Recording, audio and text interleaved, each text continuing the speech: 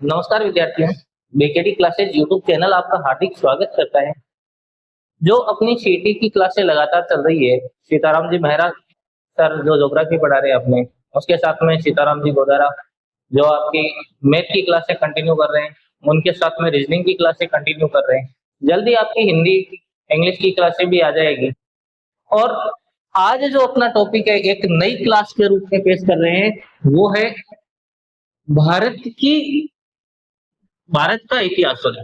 भारत का इतिहास, भारत की महान जो धरोहर है, उनके बारे में जानेंगे। तो भारत का इतिहास अपने आप में एक संपूर्ण धरोहर है। तो सबसे पहले बात करते हैं भारत के इतिहास की, प्राचीन इतिहास से। कहां से शुरू करते हैं? प्राचीन इतिहास से। प्राचीन इतिहास की शुरुआत कहां से होती है? अब उस प्राचीन इतिहास में कौन कौन सी बातें हमें देखने को मिलती है? भारत के इतिहास को तीन भागों में बांटा गया है। एक तो प्राचीन इतिहास, उसके बाद में दूसरे नंबर पे मध्यकालीन इतिहास, और जो वर्तमान में है वो आधुनिक इतिहास के रूप में हम पढ़ते हैं। हम बात करेंगे आज प्राचीन इतिहास की। और प्राचीन इतिहास में जो अपना पहला टॉपिक रहेगा वो रहेगा हड़प्पा सभ्यता। हड़प्पा सिंधु घाटी की महान विरासत, ये अपना टॉपिक है। सिंधु घाटी सभ्यता भी कहलाती है, सिंधु नदी के किनारे है। हड़प्पा नामक स्थान पे इसको खोजा गया, इसीलिए इसका नाम क्या पड़ा? हड़प्पा पड़ा। अब हड़प्पा जो क्षेत्र है, उस क्षेत्र में खोजे जाने के बाद में इनके आपको बहुत अलग अलग क्षेत्र देखने को मिलेंगे। भारत और पाकिस्तान की सीमा पर, उसके बाद में भारत के कुछ निचले हिस्सों में भी देखने को मिलेंगे। हम शुरुआत करेंगे, सबसे पहले शुरुआत कहां से हुई, वहां से शुरुआत करेंगे।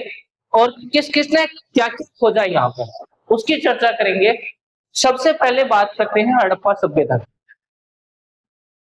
तो हड़प्पा सभ्यता का नामकरण व खोज अपना, यहाँ पे जो पहला हम टॉपिक स्टार्ट करेंगे वो क्या है? हड़प्पा सभ्यता का नामकरण। हड़प्पा सभ्यता का सभ्यता का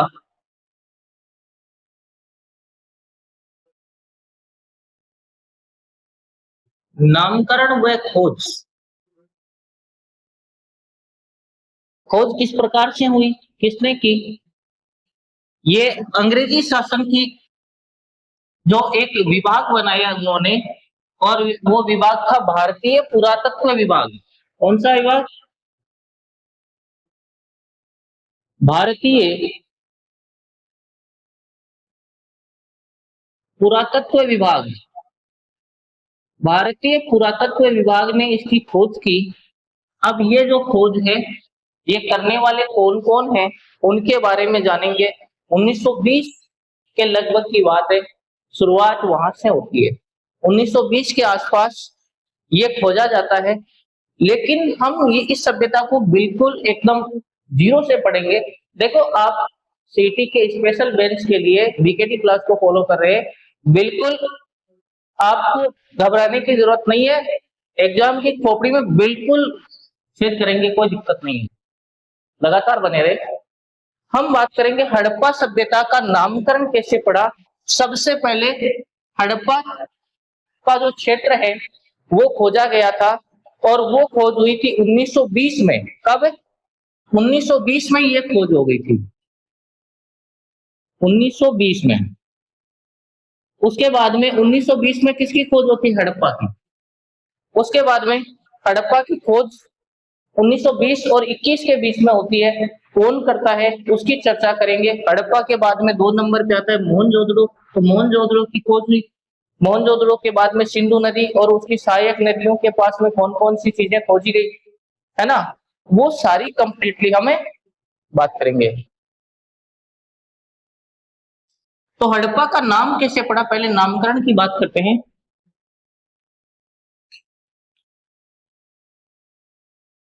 नामकरण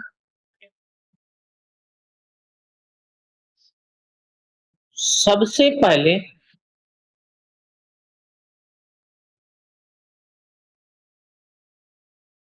खोजी गई सभ्यता के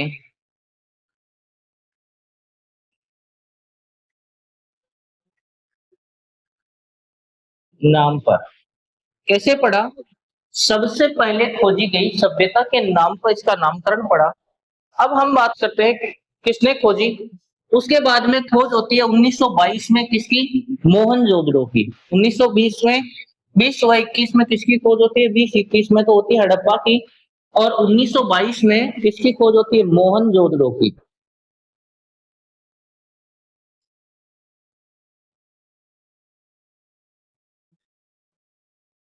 मोहनजोदड़ो की खोज कब होती है, 1922 में।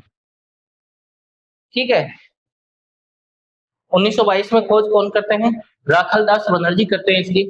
कौन करते हैं, राखलदास बनर्जी, डॉक्टर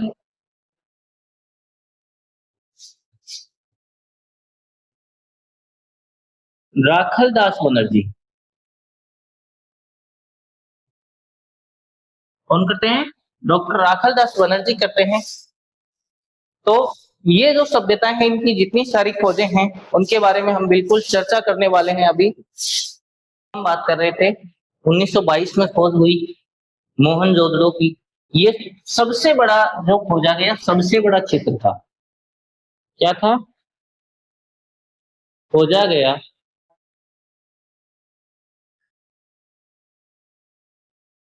सबसे बड़ा क्षेत्र। देखो दोस्तों, कई चीजें ऐसी होती है, जैसे आपके दिमाग में ये चल रहा है बार बार कि सबसे पहले जो सभ्यता खोजी गई उसका नाम हड़प्पा था, लेकिन 1920-21 में खोजी गई, लेकिन किसने खोजी। अगर ये बात करें तो ये जो हड़प्पा जो सभ्यता है, हड़प्पा की खोज किसने की थी,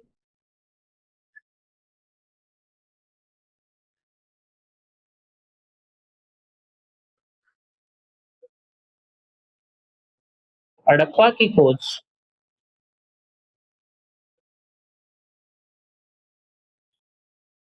राय बहादुर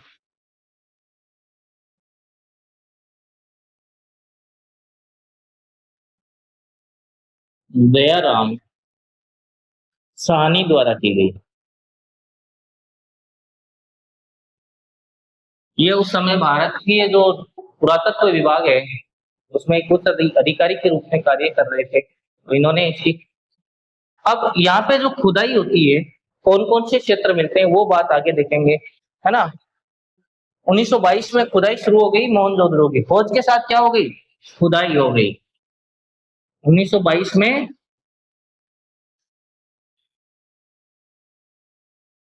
खुदाई,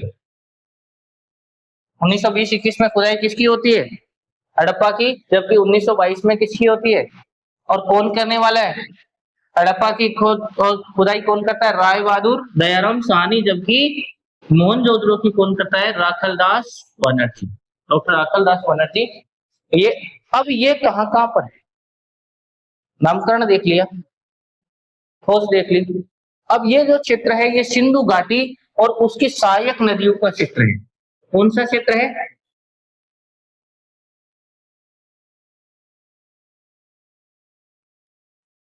सिंधु घाटी व उसकी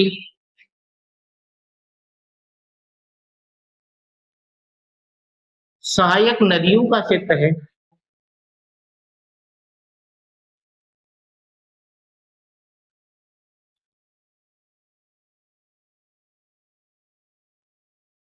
होने के कारण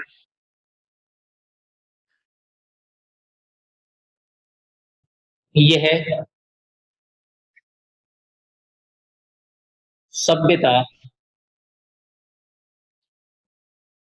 क्या कहलाई, सिंधु घाटी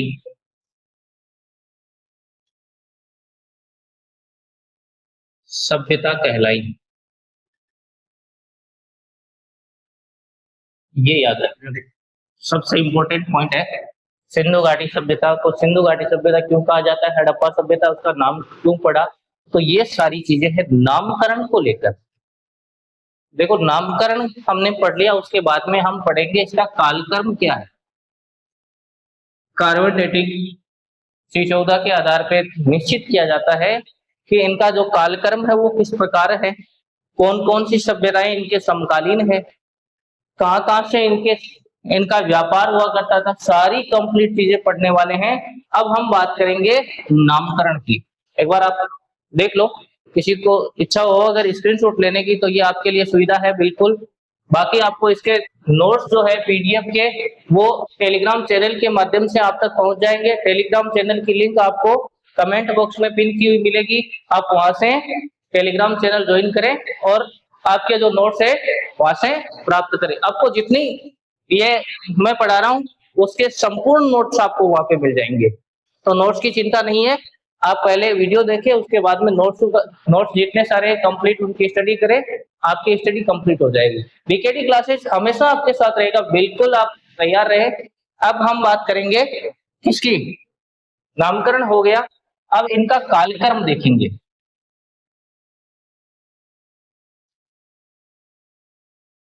बात करेंगे कालक्रम की, कौन कौन से काल में कौन सी सभ्यता का विकास किस प्रकार से हुआ।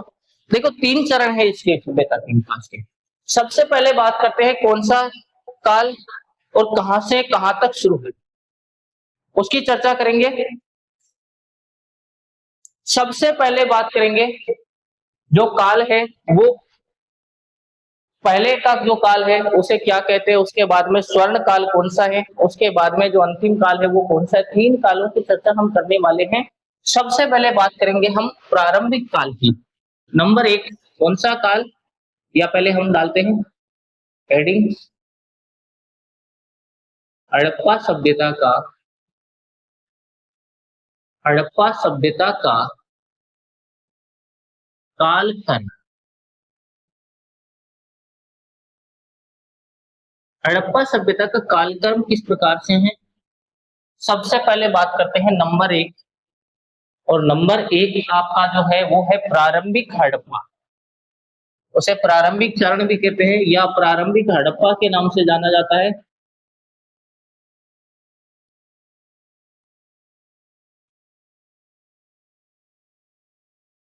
प्रारंभिक हड़प्पा,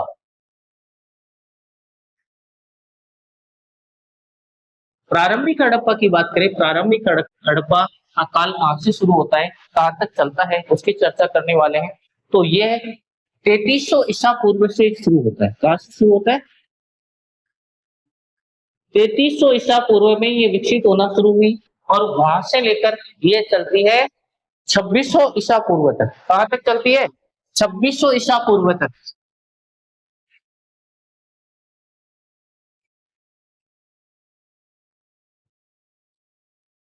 देखो यहाँ पे एक बड़ा संकट आएगा, और संकट क्या आएगा, जो बच्चे अभी तुरंत 10+2 कंप्लीट करके आए हैं, जिनको हिस्ट्री से ज्यादा कोई मतलब नहीं रहा है, जिन्होंने हिस्ट्री को कम पढ़ा है, अब उनको दिक्कत आती है कि ये ईसा पूर्व का समय जो है 3300 से शुरू होता है 2600 तक चलता है, उल्टा क्यों हो रहा है, जबकि होना क्या चाहिए, बढ़ना चाहिए, घट क्यों रहा है? इसके लिए आपको ध्यान रखना है, ये जो कैलेंडर है, ये गौरगेरिक जो कैलेंडर है, ये भारत का कैलेंडर नहीं है, और ये इनकी शुरुआत होती है 0 से, और 0 पर क्या है, 0 पर है ईसा का जन्म। क्या है, ईसा मसीह का जन्म है। कहां से, ईसा मसीह के जन्म से। अब ईसा मसीह का जन्म हम 0 मान ले तो क्या दुनिया यहाँ से शुरू हुई है, दुनिया तो उससे पहले भी शुरू थी, उसके बाद में भी चल रही है। तो ये जो काल कर्म है, बाकी जितनी सारी चीजें मिली है, उनको हम कहते हैं ईसा पूर्व। क्या कहते हैं, ईसा पूर्व। कहानी यहाँ पे अटकती है, और जो बाद का समय है वो कहते हैं, उसे कहते हैं हम ईस्वी। क्या कहते हैं, ईस्वी सन। 2 प्रकार का समय है। अब यहाँ से मान लो ये ऐसे चलेगा, माइनस में चलता जाएगा, तो यहाँ से 100 या आप 1000 माने, 1000 1000 1000 से पहले 2000, 2000 के बाद में 3000, लेकिन ये उल्टा चल रहा है, 3 के बाद में 4000, 4 के बाद में 5000। भाई घटनाक्रम तो पहले का भी था ना, तो इस प्रकार से ये चलता है। बाकी इधर ये चलता है 1000, 1000 के बाद में 2000, अभी कितना चल रहा है 2026, कितना 2026 वर्तमान में। तो ये तो समय तो इतना ही थोड़ी हुआ है, तो वो दुनिया को बने हुए इतना 2026 साल थोड़ी हुए, इससे पहले भी तो दुनिया थी, इससे पहले भी तो लोग निवास करते थे। हो सकता है वो किसी सभ्यताओं के रूप में हो कोई, हो सकता है कोई चार चरवाहों के रूप में हो सकता है कोई ऐसा हो जो हेमोसोपियंस के रूप में हो, लेकिन ये कालक्रम तो पहले भी चलता था। ये जो समय है 3300 ईसा पूर्व मानते हैं, कहां से 3300 ईसा पूर्व से शुरू होती है, 3300 ईसा पूर्व, 3300 के बाद में 3000 बाद में आ रहा है भाई, ऐसे चलेगा, ये तो ऐसे ही चलना है ना। 3300 के बाद में 3000, 3000 के बाद में कहां तक चलती है 2700 तक, तो ये 2700, ये कितना है 2700। अब आप बताओ पहले 3300 आएगा कि 2700 आएगा, चल तो ऐसे ही रहा है ना। तो पहले 3300 आएगा, बाद में 2700 आएगा, ये ध्यान रखने की बात है। इस ईसा पूर्व और ईस्वी सन का हमेशा ध्यान रखना है, यहाँ से गड़बड़ होने के पूरे पूरे चांसेस होते हैं। अब हम बात करेंगे कालक्रम की, बात होगी आपको समझ में आ गई बिल्कुल, इस प्रकार से कालक्रम चलता है। अब हम बात कर रहे हैं प्रारंभिक इतिहास की, जो प्रारंभिक काल है कौन सा, प्रारंभिक हड़प्पा की बात करेंगे। तो प्रारंभिक हड़प्पा में क्या क्या विकास हुआ। सबसे पहले गांव का विकास हुआ। इससे पहले लोग जंगलों में रहा करते थे, हो सके तो, हो सकता है कोई और भी सभ्यता रही होगी जिसके बारे में जानकारी नहीं है, क्योंकि प्राप्त जानकारी के अनुसार ये पहली सभ्यता है विश्व की, है ना, जो पूर्ण रूप से विकसित हुई हो, जिन्होंने अपने आप को एक सुदृढ़ स्थान प्रदान किया हो, उसकी बात हो रही है। तो यहाँ पर गांव का विकास हुआ, गांव हुए कस्बों का, गांव बने, कस्बे बने, छोटे शहर बने, है ना। उसके बाद में कृषि और व्यापार,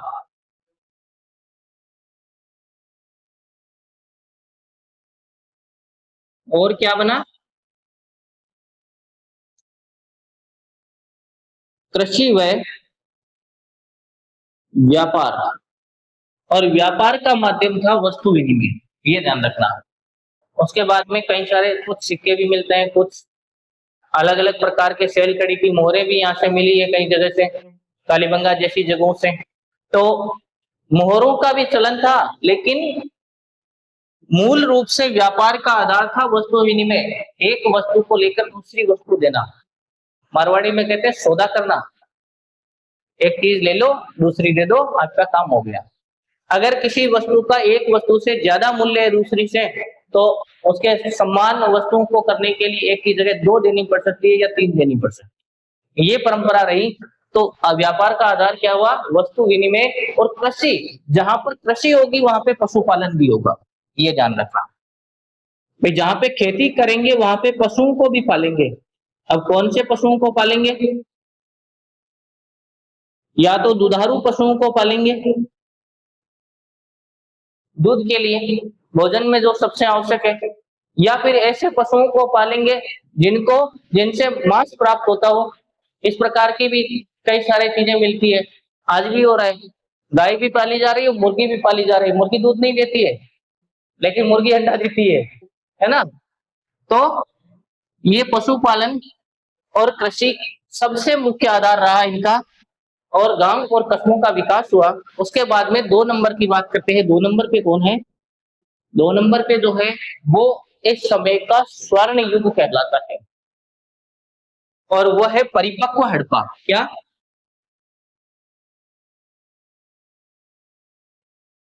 परिपक्व हड़प्पा। इसका जो कालक्रम है वो कितना है, इसकी बात करें तो ये शुरू कहाँ पे, यहाँ पे कहाँ पे खत्म होता है 2600 ईसा पूर्व। तो ये 2600 ईसा पूर्व से शुरू होता है, कहां से 2600 ईसा पूर्व से शुरू होता है, और कहां तक चलता है, तो ये 1900 ईसा पूर्व तक चलता है। कहां तक, 1900 ईसा पूर्व तक है इसका कालक्रम रहता है, 2600 से लेकर 1900। कितने साल हो गए, लगभग 600 साल हो गए क्या ज्यादा हो गए हैं? 700 साल, 700 साल है ना, 700 सालों का समय है। ये परिपक्व हड़प्पा कहलाती है। ये हड़प्पा सभ्यता का स्वर्ण काल है। क्या है?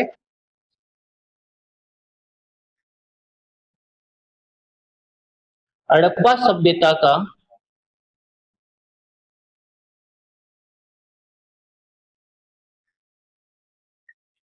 स्वर्ण काल।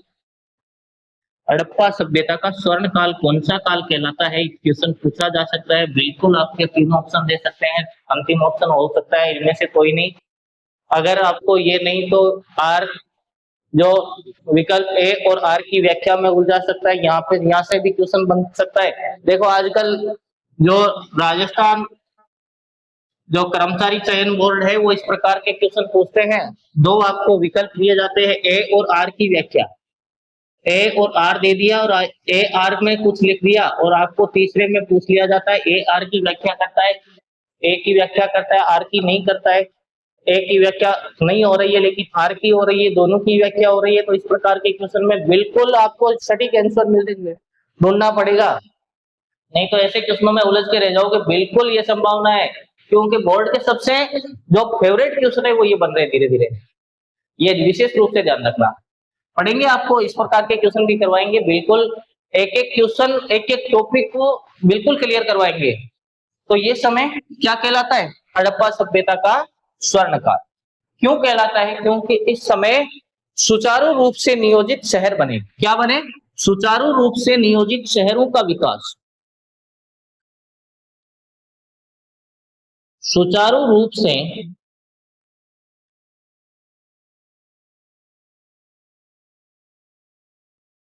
नियोजित शहरों का विकास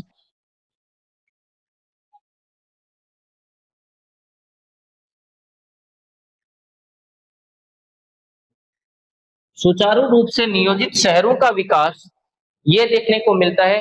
उन्नत जल प्रबंधन, ये सबसे बड़ी बात है हड़प्पा सभ्यता की, सिंधु घाटी सभ्यता की।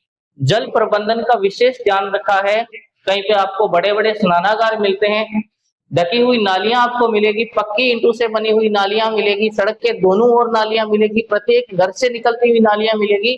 तो ये पूरा टॉपिक नालियों पे डिपेंड है, ये भी ध्यान रखना है ना। तो सुचारू सुचारू रूप से नियोजित शहर, शहरों का विकास। शहर ऐसे हैं जो जहां पर सड़कें समकोण पर काटती है, बिल्कुल 90 डिग्री की कोण पे काटती है। या तो शहर आयताकार बना है या वर्गाकार बना है, और कोई कंडीशन नहीं है। सड़कें टेढ़ी मेढ़ी नहीं मिलेगी, व्यवस्थित रूप से सड़कें मिलेगी, पक्की सड़कें मिलेगी शहरों में। ये जो शहरी सभ्यता के रूप में हम देखते हैं वो सिंधु घाटी सभ्यता, हड़प्पा सभ्यता की बात करते हैं, सिंधु घाटी सभ्यता के उसके बाद में मोहनजोदड़ो की बात करते हैं। ग्रामीण सभ्यता में आपको कालीबंगा मिलेगी, ग्रामीण सभ्यता में आपको राखी गढ़ी मिलेगी, है ना, सुतकोटड़ा मिलेगी। सुतकोटड़ा एक ऐसी जगह है जहाँ घोड़े के निशान मिले हैं, घोड़े के पैर के निशान। बाकी घोड़ा पूरी सभ्यता में कहीं पर देखने को नहीं मिलता है। उसके बाद में क्या मिला? उन्नत जल प्रबंधन। उन्नत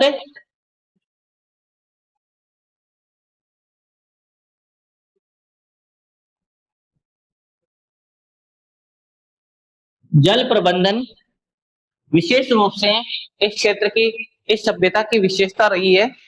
उन्नत जल प्रबंधन जिसकी हम बात कर रहे हैं, ये सभ्यता जो है ये परिपक्व हड़प्पा में आता है। इसका जो कालक्रम है वो कितना है? 2600 ईसा पूर्व से लेकर 1900 ईसा पूर्व तक बात होती है।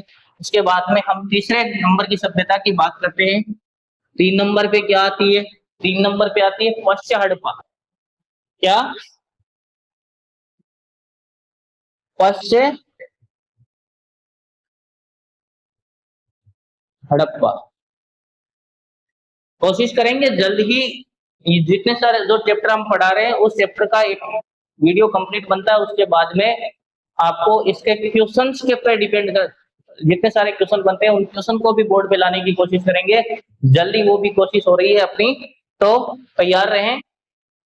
आपको भरपूर कंटेंट मिलने वाला है, कोई चिंता का विषय नहीं है। फर्स्ट हड़प्पा की बात करते हैं तो ये कालक्रम इसकी बात करें तो ये 1900 ईसा पूर्व से शुरू होता है। कब से? 1900 ईसा पूर्व से। देखो दुनिया में कोई भी चीज बनी है, जिसका जन्म हुआ है उसकी मृत्यु निश्चित है, जिसका निर्माण हुआ है उसका विनाश निश्चित है। तो इसका निर्माण हुआ है तो इसका विनाश भी होगा, और विनाश किस प्रकार से होगा, ये सभ्यता अपने आप में किस प्रकार से मिट जाएगी। दुनिया की पहली सभ्यता जिसकी बात कर रहे हैं, उस सभ्यता की सबसे बड़ी खास बात ये रही है कि उसका लिखा हुआ आज तक कोई नहीं पढ़ पाया है। उस लिपि को डिकोड करने में आज तक कोई सफल नहीं हो पाया है। ये सबसे बड़ी विडंबना की बात है। और जिस दिन ये लिपि डिकोड हो जाएगी, उस दिन पता चल जाएगा कि सभ्यता के साथ क्या हुआ, यहाँ पर कौन कौन सी चीजें थी। जब तक तो वही चलेगा, आप पढ़ रहे हैं। हाँ, कालक्रम की बात करें तो 1900 से लेकर ये 1300 ईसा पूर्व थे। 1300 ईसा पूर्व में क्या हो जाता है, इसका अंत हो जाता है। इस सभ्यता, ये सभ्यता विनाश को प्राप्त हो जाती है। और यहाँ पर क्या हुआ, देखो यहाँ पे गांव थे, कस्बे थे, उसके बाद में परिपक्व हड़प्पा ने क्या बनाए, नियोजित शहर बनाए। ठीक है, लेकिन पश्चिम हड़प्पा की बात करें तो यहाँ पे जो शहर थे, बड़े शहरों का विनाश हो गया। क्या हो गया?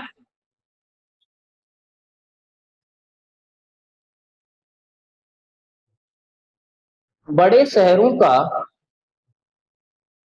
विनाश। बड़े शहरों का क्या हो जाता है, यहाँ पर 1900 ईसा पूर्व के बाद में धीरे धीरे जो समय जाता है, जैसे जैसे नीचे जाता है, उसका विनाश होना शुरू हो जाता है। उसके बाद में छोटी बस्तियों की ओर पलायन होता है।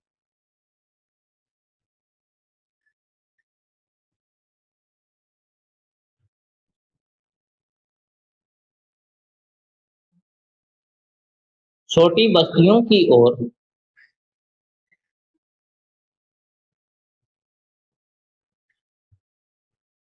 पलायन, छोटी बस्तियों की ओर पलायन हो जाता है, ये देखने को मिलता है। बिल्कुल,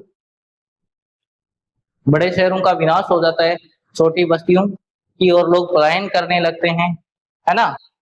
तो ये तो था इसका कालक्रम। ये जो चरण है, परिपक्व हड़प्पा जो है, वो उसका समय कितना रहा, सुचारू नियोजित शहर बने। अगर बात करें प्रारंभिक हड़प्पा की, तो गांव और कस्बों का विकास हुआ। इसको आज हम बिल्कुल एक टाइटल के रूप में शॉर्ट फॉर्म में पढ़ेंगे, और कितना पढ़ेंगे, जितना समझ में आ सके। आपको लंबा वीडियो देने की ज्यादा आवश्यकता नहीं है, जिस प्रकार से जरूरत होगी उसी प्रकार से हम तैयार करेंगे,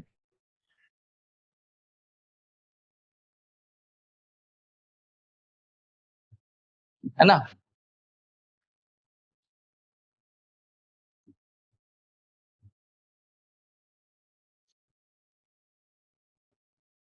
अब बात करेंगे हम, एक बार आप देख लो, किसी को अगर स्क्रीनशॉट लेना हो तो फुल टाइम में आपके पास में ले सकते हैं, है ना। हम्म, ठीक है, कालक्रम हो गया। अब हम आगे पढ़ने वाले हैं, शहरों का विकास किस प्रकार से हुआ। हड़प्पा सभ्यता में कौन कौन सी चीजों का विकास देखने को मिलता है। ग्रिड पैटर्न और सड़कों की बात करेंगे, सड़क व्यवस्था, शहरीकरण का विकास, ये अपना सबसे जो इंटरेस्टिंग टॉपिक रहने वाला है इसका, वो उसकी चर्चा। 3300 ईसा पूर्व से लेकर 1300 ईसा पूर्व तक का जो समय है, वो हड़प्पा कालीन सभ्यता है, फली फूली भारत में। अब यहाँ पे आपको देखने को मिलेगा सबसे पहले शहरी नियोजन, या फिर हम उसकी बात करेंगे शहरों में ग्रिड पैटर्न और सड़कों की व्यवस्था, दोनों चीजों को हम साथ लेकर चलने वाले हैं।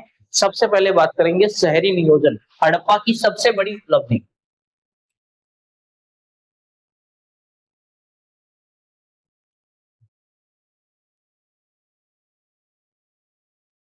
शहरी नियोजन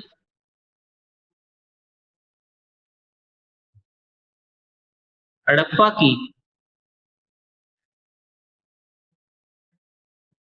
सबसे बड़ी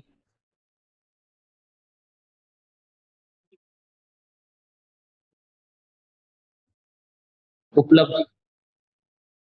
ये तो बिल्कुल सटीक आपको टॉपिक मिल रहा है ना। समकोण पर रोडें, जितनी सारी सड़कें हैं समकोण पे काट रही है, रोड इस प्रकार से बनी हुई है ना। बिल्कुल आपको सेम पैटर्न मिलेगा। इस प्रकार से जगह जगह सड़कों पर समकोण में काटा जा रहा है, कहीं पे आपको वर्गाकार मिलेगी तो कहीं पे आपको आयताकार मिलेगी। इस प्रकार से मुख्य रोड है, मुख्य रोड के दोनों साइड रोड है, इस प्रकार से व्यवस्थाएं देखने को मिलती है। इसके साथ में ही कई जगह कई शहरों में इस प्रकार की व्यवस्था है जहां पर जो मकान है वो अंदरूनी गलियों में खुलते हैं। कारण सड़क पे जो वाहन चलते हैं उससे धूल मिट्टी उड़ती है, वो सीधी डायरेक्ट घरों में नहीं आए, प्रदूषण जो है उससे मुक्ति मिले, है ना। तो पहले से योजनाबद्ध शहर की बात करेंगे। ग्रिड पैटर्न, मानक ईंटें और उन्नत जल निकासी प्रमाण, 3 प्रकार के प्रमाण मिलते हैं योजनाबद्ध शहर। क्या मिलते हैं? योजनाबद्ध शहर। योजनाबद्ध शहर किस प्रकार से? शहर पहले से योजनाबद्ध समय के साथ बेहतरीन ढंग से विकसित नहीं हुआ, लेकिन केंद्रीय जो प्राधिकरण है उसका अस्तित्व स्पष्ट था। केंद्रीय प्राधिकरण का अस्तित्व है वो बिल्कुल स्पष्ट था, और जो शहर है बिल्कुल योजनाबद्ध तरीके से बने हुए। इस प्रकार से ये पैटर्न है, आपको इस प्रकार का पैटर्न मिलेगा बिल्कुल देखने को। और उसके बाद में हम बात करेंगे, देखो दक्षिण पश्चिम या उत्तर पूर्व की जो सड़कें हैं, अब यहाँ पर शहरों में क्या क्या देखने को मिलता है, योजनाबद्ध शहर में कौन कौन सी चीजें मिलेगी। पहले तो समकोण पर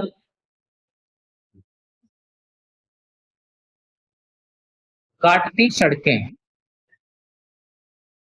समकोण पर काटती सड़कें एक दूसरे को समकोण पे काट रही है, यानी एकदम परफेक्ट चौराहे बने हुए है ना, परफेक्ट चौराहे बने हुए हैं। सारी सड़कें इस प्रकार से समकोण पे काट रही है एक दूसरे को बिल्कुल योजनाबद्ध तरीके से। दूसरा, सड़क के दोनों ओर नालियां, सड़क के दोनों ओर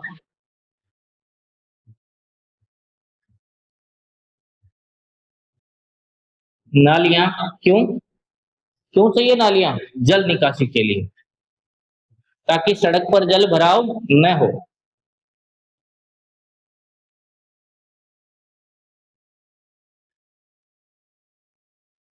और क्या देखने को मिलते हैं?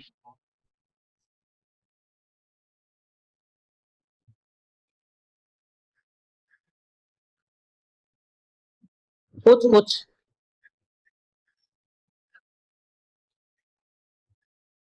दूरी पर ही, कुछ कुछ दूरी पर ही कचरे के डिब्बे,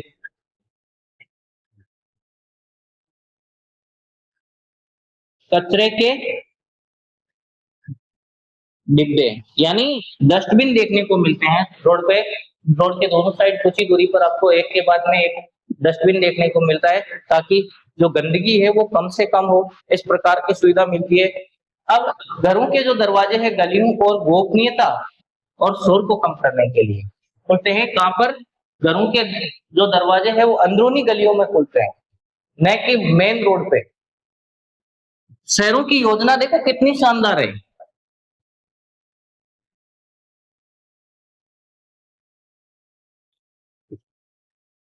घरों के दरवाजे कहाँ खुलते हैं? अंदरूनी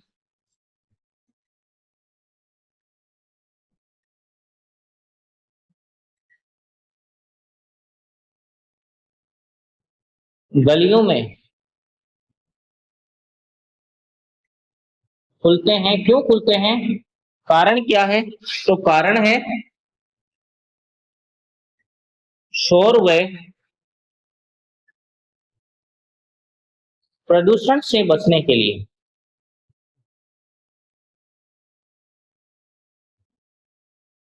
शोर व प्रदूषण से बचने के लिए घरों के जो दरवाजे हैं वो कहाँ खुलते हैं?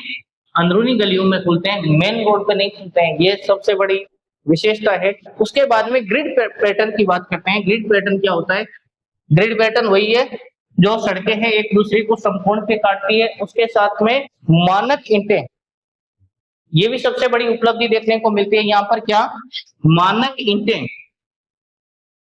ईंटों का भी एक निश्चित मान है, कितना?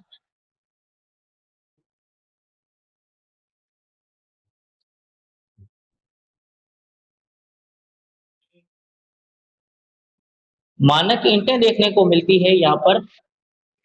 पूरे शहर में एक निश्चित अनुपात की जो ईंटें देखने को मिलती है उसका अनुपात है। और मानक ईंटें किस अनुपात में मिलती है? तो अनुपात क्या है? अनुपात मिलता है आपको 1:1:2 अनुपात 4। 1:2:4। पूरी सभ्यता की और पूरे क्षेत्र की जो मानक ईंटें हैं, एक संपूर्ण मानक, जैसे हमारे यहाँ पे ईंट आती है वो लगभग एक जैसी आती है, तो उसी समय भी एक जैसी ईंटों का निर्माण हुआ। कहीं पे कच्ची ईंटों का प्रयोग हुआ तो कहीं पे पक्की ईंटों का प्रयोग आवश्यकता के अनुसार होता है। कच्ची ईंटों का प्रयोग जहाँ पे नॉर्मली पानी की ज्यादा निकासी नहीं होती है, जहाँ पे पानी ज्यादा नहीं लगता है, वहां पे कच्ची ईंटों का प्रयोग किया गया। या बस्तियां दो प्रकार से थी। एक उच्च बस्ती थी जो उच्च वर्ग के लिए थी, तो वहां पे सारी ईंटें ही पक्की है। जबकि निम्न वर्ग की जो बस्तियां हैं, निम्न वर्ग में जो रहने वाले लोग हैं, उनके जो घर है वो कच्ची ईंटों से बने हुए हैं। ये जाहिर सी बात है, आज भी देखने को मिलता है। दो चीजें, एक अमीरी और गरीबी का की जो खाई है वो उस समय भी लगभग थोड़ी बहुत तो कहीं ना कहीं रही होगी। उसके बाद में बात करेंगे उन्नत जल निकासी प्रणाली। क्या? उन्नत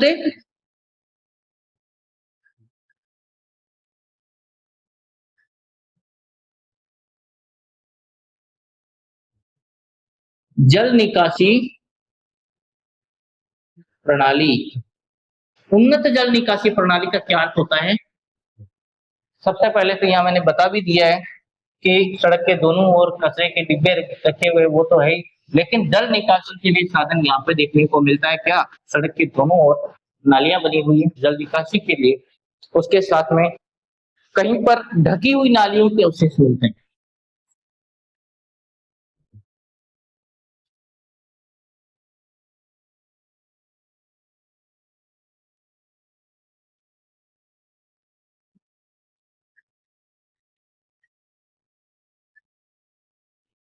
ढकी हुई नालियां देखने को मिलती है ताकि किसी भी प्रकार की कोई कोई कीटाणु विषाणु जो है वो बाकी नागरिकों को परेशान नहीं करें, इनसे कोई होने वाली जो बीमारियां उससे बचा जा सके, है ना। ढकी हुई नालियां देखने को मिलती है। उसके बाद में सफाई के लिए मेन होल। नालियों की सफाई के लिए क्या बना हुआ है? सफाई के लिए मेन होल। मेन होल देखने को मिलता है सफाई के लिए, है ना। हाँ। और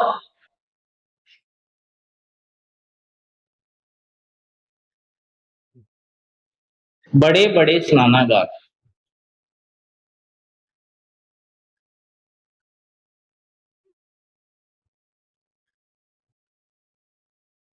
बड़े बड़े स्नानागार देखने को मिलता है स्विमिंग पूल टाइप में, है ना। तो उस प्रकार की व्यवस्थाएं भी देखने को मिलती है हर घर में। उसके बाद में एक सबसे बड़ी उपलब्धि है, हर घर में क्या होना आवश्यक है? जैसे आज भी कई जयपुर जैसे शहरों में आप देखते हैं, उनकी जो व्यवस्था देखते हैं तो किस प्रकार से है, सारी सड़कें समकोण पे काटती है। जयपुर आज भी उसी प्रकार से बसा हुआ है, आधुनिक शहर है। सारी सड़कें समकोण पे काटती है। एक घर बनाते हैं तो घर में कौन कौन सी चीजें होना आवश्यक है ये भी ध्यान रखा जाता है ना। और उस हर घर में कुआं। क्या? हर घर में कुआं होना आवश्यक है, पानी का साधन। कुएं, बाथरूम यानी स्नानागार। हर घर में अपना पर्सनल एक स्नानागार होना आवश्यक है। क्योंकि सभ्य शहर है, किसी भी प्रकार से असभ्यता नहीं दिखानी है, किसी भी प्रकार से कोई गड़बड़ नहीं करनी है। सबसे बड़ा सवाल यही है। सभ्यता का अगर नमूना पेश करना है तो बिल्कुल सभ्य होना पड़ेगा हर स्तर पे। कुएं है, पानी की आवश्यकताओं के लिए स्नानागार है, और उसके साथ में क्या मिलता है, ढकी हुई नालियां। अभी हम पढ़ के आए हैं, प्रत्येक घर की विशेषता है क्या, ढकी नालियां। ढकी नालियां भी देखने को मिलती है हर घर में। ऐसा नहीं कि केवल मेन रोड पे या जहाँ पे मेन होल होता है वहीं पे बनी हुई होती है, लेकिन कहाँ पे, जो प्रत्येक जो क्षेत्र है वहां पे ढकी हुई नालियों के आपको अवशेष मिल जाते हैं। तो प्रत्येक घर में इस प्रकार की सुविधा होना अति आवश्यक है, ये कंपल्सरी है। अगर उस शहर में, हड़प्पा के किसी भी शहर में आपको घर बनाना है तो उसके लिए जितनी सारी चीजें हैं, बाकी आपके पास साधन हो न हो, इतनी सारी चीजें आपके पास उपलब्ध होनी आवश्यक है। अब ये कौन उपलब्ध करवाता है, या तो आप पर्सनली खुद इनको बनाओ, या सरकार इसमें कोई आपकी मदद कर दे। आज भी कर रही है सरकार कई क्षेत्रों में मदद। तो हो सकता है वहां जो भी सरकार रही होगी, जो भी प्रशासन रहा होगा, प्रशासन ने मदद की होगी, ये भी हो सकता है। उसके लिए साफ सफाई के लिए मेन होल। तो सफाई के लिए ऐसा नहीं कि नाली बना दिया, घर में नाली बना दी, पानी को सड़क पे छोड़ दिया, है ना। खाना खाया, जो कचरा बचा, जो जो भी खाना बचा, उसको उठा के सड़क पे डाल दिया, नहीं, ऐसा संभव ही नहीं है, हो ही नहीं सकता। तो सफाई के लिए मेन होल होना आवश्यक है प्रत्येक घर में। घर के बाहर मेन होल, आपकी जितनी सारी नालियों का जो पानी जाता है, उस पानी को आपको क्या करना है, नियमित रूप से आपको सफाई करनी है। और सफाई कैसे होगी, डायरेक्ट नालियों की सफाई करोगे, पानी कहाँ जाएगा, आगे जाकर नाली में कचरा जाएगा। इसीलिए बीच में प्रत्येक घर के बाहर मेन होल होना चाहिए, जिससे सारी नालियां आकर उसमें मिले, उसके बाद में उसकी सफाई हो जाए तो वो कंप्लीट रहेगा। तो ये तो था उन्नत जो व्यवस्थाएं इनकी थी। सबसे बड़ी उपलब्धियों की बात करते हैं, नियोजित शहर की बात करते हैं। एक शहर बनता है तो किस प्रकार से बनता है। अब आज भी जयपुर सिटी को देखो, जो आधुनिक शहर है वो इसी प्रकार से बना हुआ है। सारी सुविधाएं हैं, पानी कहाँ से आना है वो निश्चित है, पानी कितना काम में लेना वो निश्चित है, आपके घर में जो नाली बनी हुई है उसका पानी कहाँ तक जाएगा, उसकी नियमित सफाई कौन करेगा, ये सारी की सारी जो जिम्मेदारियां है वो प्रत्येक नागरिक की होती है। तो यहाँ पर भी ये सिस्टम रहा है। अब बात करेंगे हम आगे। हाँ, एक बार किसी को स्क्रीनशॉट लेना है तो बिल्कुल आप ले सकते हो, ये आपके लिए सबसे परफेक्ट कार्य हो सकता है।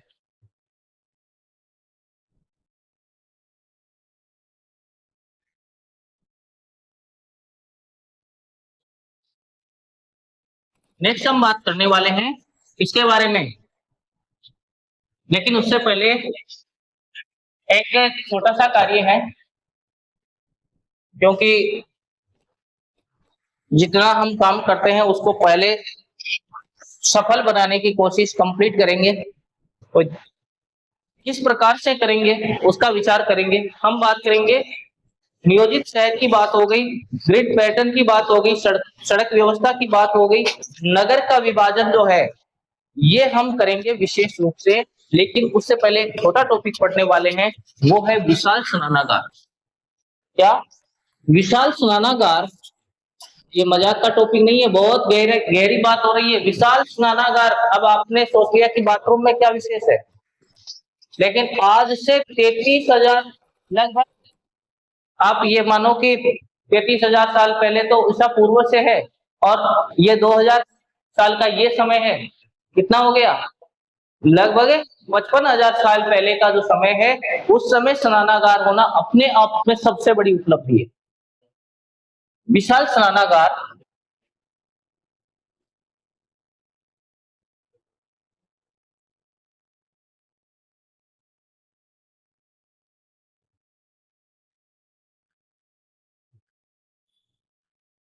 विशाल स्नानागार मोहनजोदड़ो का गौरव। देखो कितना अच्छा टॉपिक।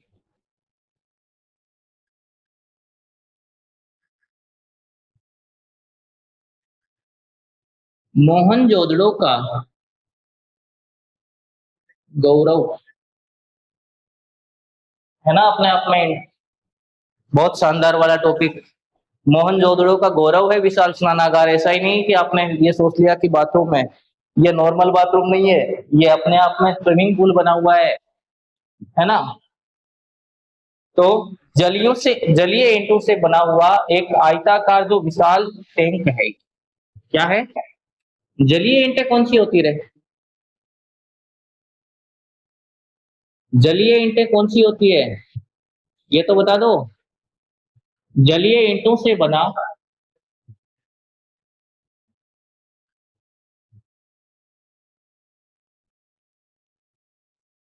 आयताकार विशाल टैंक, स्नानागार काफी बड़ा होगा। उसके बाद हाँ, अपना वही टॉपिक, जलीय ईंटें कौन सी है? जल में पैदा होती है कि ईंटें? जलीय ईंटें वह है जो पानी में गले नहीं, पानी से वो कटे नहीं, ऐसी जो ईंटें हैं, जो पकी हुई मिट्टी की ईंटें हैं। मिट्टी को बहुत अधिक तापमान पे पकाया जाता है तो वो पत्थर के समान कठोर हो जाती है, और वही जलीय ईंटें हैं। ज्यादा उलझने की जरूरत नहीं है। प्रवेश की सीढ़ियां, तो प्रवेश सीढ़ियां देखने को मिलती है यहाँ पर, क्या? प्रवेश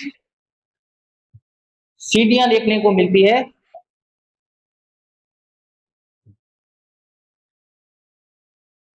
प्रवेश सीढ़ियां देखने को मिलती है, और क्या क्या मिलता है? हाँ, जिप्सम प्लास्टर, पीओपी की हुई है उस समय भी है। तो क्या मिलता है? Gypsum plaster.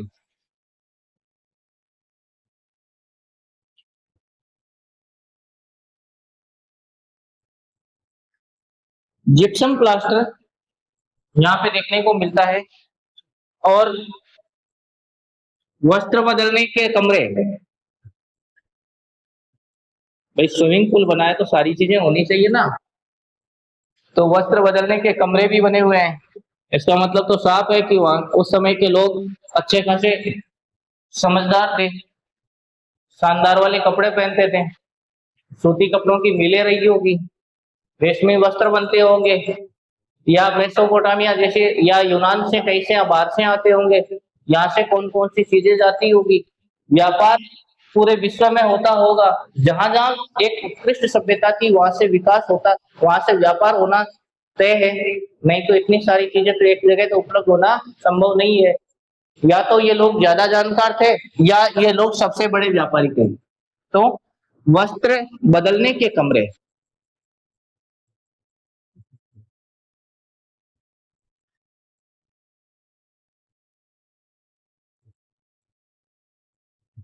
और क्या मिला? जल आपूर्ति कुआं। भाई इतना बड़ा आपने टैंक बनाया, इतना बड़ा स्नानागार बनाया, स्विमिंग पूल बनाया है, आज की भाषा में अगर इसको प्रयोग करें तो स्विमिंग पूल बना हुआ है। तो स्विमिंग पूल में पानी तो चाहिए ना, बिना पानी के तो, अरे मारवाड़ी के बिना पानी में बढ़िया गोडा फूटी बस है, गोडा थोड़ी फोड़ना तो पानी तो होना चाहिए, और पानी होना चाहिए तो पानी कटा हुआ सी। तो जल आपूर्ति के लिए कुआं,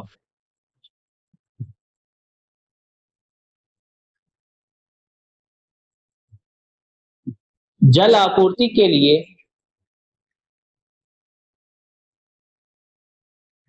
कुआं भी है। ऐसी बात नहीं है कि बाहर से टैंकर लाके डाल रहे हैं, व्यवस्थाएं वही है। बाहर से क्या क्या लाएंगे? ये अब देखो इसकी विशेषताएं क्या है। ये रहस्यमयी और सबसे बड़ी संरचना देखने को मिलती है। आयताकार जलीय ईंटों से बनी हुई संरचना है। कपड़े बदलने के लिए कमरे यहाँ पे बने हुए, टैंक के लिए, पानी के लिए कुआं है, गंदे पानी के लिए बड़ा नाला है। भाई पानी गंदा भी तो होगा ना, तो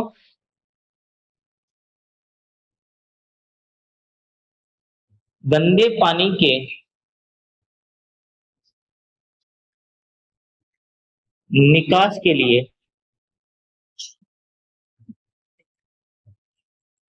बड़ा नाला, गंदे पानी के निकास के लिए बड़ा नाला बना हुआ है, पानी तो निकालना पड़ेगा, है ना।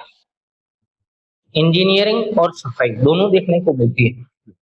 जो तात्कालीन इंजीनियरिंग है वो देखने को उसका सबसे उत्कृष्ट उदाहरण मिलता है ना।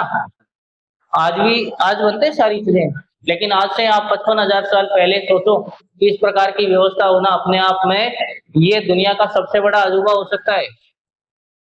तो क्या हुआ, इंजीनियरिंग का जो है सबसे बड़ा नमूना देखने को मिलता है। धार्मिक महत्व भी है, ये धार्मिक प्रतिष्ठानों के लिए काम में लिया जाता है। उसके बाद में शुद्धिकरण समारोह यहाँ पर हो सकता है, अनुष्ठानिक स्नान के प्रमाण मिलते हैं। हाँ, बात करें इस पूरे स्नानागार की तो धार्मिक महत्व है। अब आप कह दो कि स्विमिंग पूल से कौन सा धार्मिक कार्य होगा, हो सकता है क्या? तो सबसे पहले बात करेंगे अनुष्ठानिक स्नान।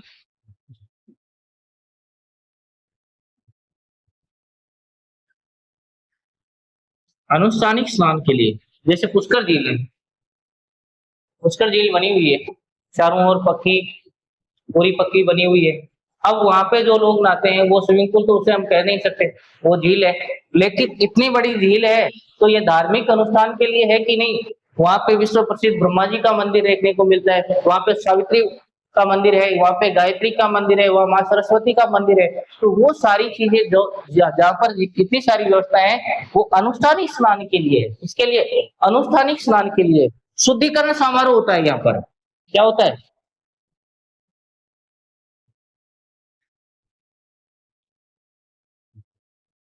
शुद्धिकरण समारोह के लिए काम में लिया जाता है। और किसके लिए काम में लिया जाता है? धार्मिक अनुष्ठानों के प्रयोग में अनुष्ठानिक स्नान हो सकता है। धार्मिक अनुष्ठान यहाँ पर विशेष रूप से जैसे देखते हैं कि हम आज भी देखते हैं जो पुष्कर है वो कार्तिक माह में यहाँ पे लोग स्नान के लिए जाते हैं, वो धार्मिक अनुष्ठान के लिए। वहां पे कोई मौज बनाने तो जाता नहीं है ना। एक तीर्थ स्थान के रूप में हो सकता है, ये तीर्थ स्थान के रूप में प्रयुक्त हुआ हो, तो ये धार्मिक अनुष्ठान के रूप में देखने को मिलता है। ये था अपना जो हड़प्पा सभ्यता का एक छोटा सा परिचय, उसको हम कंप्लीट पढ़ेंगे, कौन कौन सी सभ्यताएं किस प्रकार से विकास हुआ। हड़प्पा सभ्यता की जितनी सारी सभ्यताएं जो राजस्थान के दृष्टि से कौन कौन सी है, भारत में कौन कौन सी है, पाकिस्तान में का जो पहले भारत का हिस्सा थी उसके बाद में पाकिस्तान में चली गई, वहां पे कौन कौन सी है। तो इन कंप्लीट को पढ़ने के लिए थोड़ा टाइम लगेगा, एक वीडियो में कंप्लीट नहीं आ सकता।